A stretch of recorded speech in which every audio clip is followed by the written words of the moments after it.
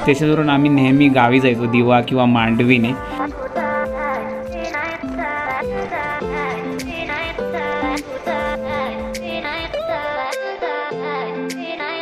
मिळाली अर्ध्या तासात मी इथे पोहोचलो आणि आता लगेच मला ऑटो पण मिळाली आहे. ॲक्च्युली आज दुसऱ्यांच्या घरी पालखी येणार आहे. एक वाडीमध्ये दुसरं एक घर आहे, तिथे पालखी येणार. Finally the moment that I had been waiting for 5 years.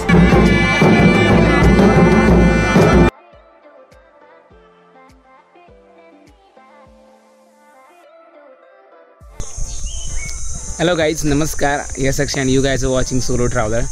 Guys आज आपण चाललो आहे तर खेडला. शिमगा सुरू झाला आहे कोकणामध्ये आणि रत्नागिरी खेडची पूर्ण साईडला पालखी येते घरोघरी आणि ती पालखी नाचवली जाते. खूप बघण्यासारखं दृश्य असतं ते. मला तर हे कधीपासून एक्सपिरियन्स करायचं होतं, म्हणजे गेली 5 वर्ष जेव्हा माझे फ्रेंड्स आहेत रत्नागिरी साईडचे वगैरे त्यांना बघायचो मी, तेव्हा वाटायचं कधीतरी तिकडे जावं, पण पॉसिबल होत नव्हतं. Finally one of my friend lives in Khed. So आज आपण चाललो आहे खेडला आणि आपला प्रवास असणार आहे दिवा पॅसेंजरने. So now without wasting any time let's get started. But before that जर तुम्ही माझ्या चॅनलला सबस्क्राईब केलं असेल तर प्लीज चॅनल सबस्क्राईब करा आणि बेल आयकॉनवर पण क्लिक करा, so that you are not going to miss any single video. आपल्या मळेवाड गावातून बस पकडून मी पोचलो आपल्या सावंतवाडी रेल्वे स्टेशनला आणि बघतो तर काय, गेली बरीच वर्ष रखडत चाललेलं सावंतवाडी टर्मिनसच्या कामाला अचानक वेग आला आणि काम जोरात सुरू आहे. दिवा पॅसेंजर 8:30 वाजता स्टेशनला लागलेली होती, तो आपण लवकरच जाऊन हवी ती सीट आपल्याला मिळाली. विंडो सीट जी की माझी फेवरेट असते आणि दिवा पॅसेंजरचं दिवा एक्सप्रेस झालं होतं. मी पहिल्यांदाच ट्रॅव्हल करत होतो आणि हा एक्सपिरियन्स खूपच मजेशीर होणारा होता. ट्रेनमध्ये येणारे ऑइली फूड खाण्यापेक्षा मी भेल खाणं ऑलवेज प्रिफर करतो. 1 तासाभरातच आपण कणकवली रेल्वे स्टेशनला पोचलो. Kankavli railway station is always close to our heart, कारण आम्ही 3 वर्ष इंजिनिअरिंगला होतो इथे डायरेक्ट 2nd इयरपासून. तर आमच्या खूप मेमरीज आहेत. या स्टेशनवरून आम्ही नेहमी गावी जायचो, दिवा किंवा मांडवीने, आणि आमचे सगळे मित्र सारखं आम्ही एव्हरी सॅटर्डे संडे गावी जायचो. आमचे रूममेट किंवा अजून बाकी सगळेजण. तेव्हा खूप मेमरीज आहेत या स्टेशनवरच्या, ज्या कधीच विसरू नाही शकत आम्ही.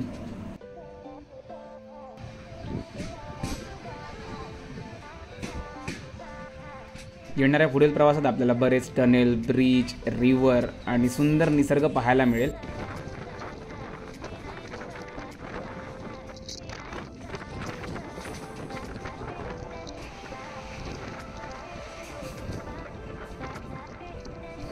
सावंतवाडी टू पनवेल हा कोकण रेल्वेचा रूट मी बऱ्याच म्हणजे 2-3 ब्लॉगमध्ये कवर केला आहे with detail station review. So मी आता जास्त काही दाखवलं नाही तुम्हाला ट्रेन जर्नीमध्ये. त्या दोन्ही ब्लॉगची लिंक तुम्हाला मी डिस्क्रिप्शन आणि आय बटनमध्ये देत आहे.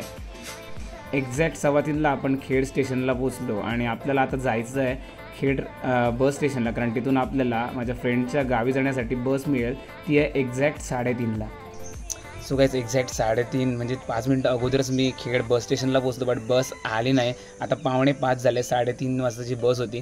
आता समजते की बस मेंटेनन्ससाठी गेले आणि कदाचित आज कॅन्सल पण होऊ शकते, काहीच गॅरंटी नाही आहे. माझ्या फ्रेंडच्या गावातील काही लोक पण इथे उभे. ही शेवटची बस आहे जी त्यांच्या डायरेक्ट गावी जाते, म्हणजे घराशेजारी मला उतरवलं असतं जर मी त्या बसने गेलो असतं, बट आता ऑप्शन नाही आहे.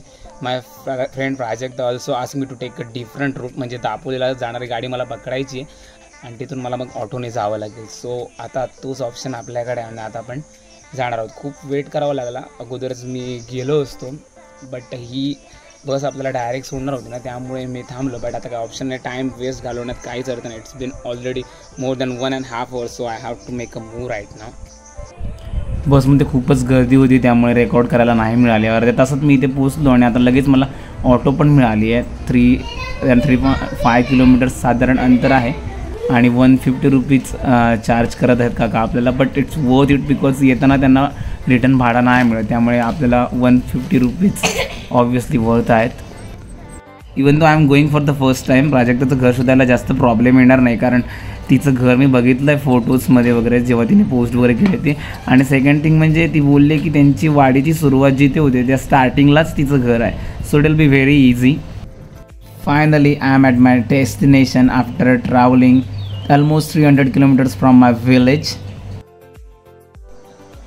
ऑटोमधून बाहेर उतरताच घराबाहेर प्रांजल उभी होती. अँड देन आफ्टर दॅट प्रियंकाताई वेलकम मी आस्किंग क्वेश्चन की जर्नी कशी ॲडव्हेंचरस झाली ना. And of course it was adventurous journey because Khed स्टेशनपर्यंत नॉर्मल प्रवास झाला होता. ॲक्च्युली खूप भारी प्रवास झाला होता. टाईमली पोहोचत होतो मी. बट आफ्टर दॅट 2 तास मला वेट करावे लागले आणि इन द एंड मला वेगळ्या रूटने यावं लागलं इकडे. थोडा उशीर झाला आणि थोडीशी खरंच ॲडव्हेंचरस जर्नी झाली आपली. आफ्टर दॅट फ्रेश होऊन चहा वगैरे घेतला आणि सनरायझर्स हैदराबाद वर्सेस मुंबई इंडियन्सची मॅच एन्जॉय केली. 9:15 वाजता आपण जेवायला स्टार्ट केलं आणि जेवणामध्ये बघतो तर काय काजूच्या बियांची भाजी होती जी माझी खूप फेवरेट आहे आणि इवन मी माझ्या गावी पण खाली नव्हती. जेवण करून आता प्रांजल मी आणि प्रियंकाताई निघालो आहोत पालखी बघण्यासाठी. ॲक्च्युली आज दुसऱ्यांच्या घरी पालखी येणार आहे. एक वाडीमध्ये दुसरं एक घर आहे तिथे पालखी येणार आहे. सो आम्ही तिकडे चाललो आहोत. Finally the moment that I had been waiting for 5 years. शिमग्यातील पालखी माझ्या डोळ्यासमोर होती आणि हे दृश्य मन भारावून टाकणारं होतं. खामकर काळकाई, मनाई झोळाई, शिवरोबा, डुक्कर काळकाई या सर्व देवदेवींची पालखी वाडीतील प्रत्येकाच्या घरी येते आणि त्याची मनोभावे पूजा केली जाते.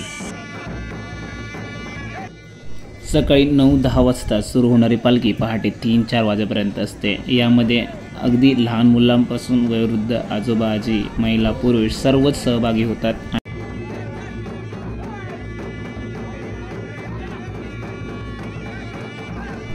सर्वजण आपल्या खांद्यावर पालखी घेऊन नाचवतात. माझ्या असं लक्षात आलं की ढोल सनईच्या वेगवेगळ्या धुंद वाजतात तसे वेगवेगळ्या प्रकारे पालखी नाचवतात, फिरवतात. कधी हळूहळू फिरवतात तर कधी खूप वेगाने फिरवतात.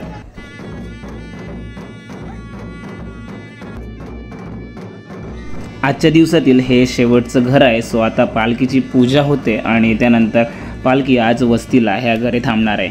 सो असा आपला आजचा हा पहिला दिवस होता. पहाटेचे 3:30 वाजले आहेत. So that's it for today. आपण आता भेटणार आहोत पार्ट 2मध्ये. तोपर्यंत bye bye, take care, stay safe and always remember do more what makes you happy. Thank you. Cheers.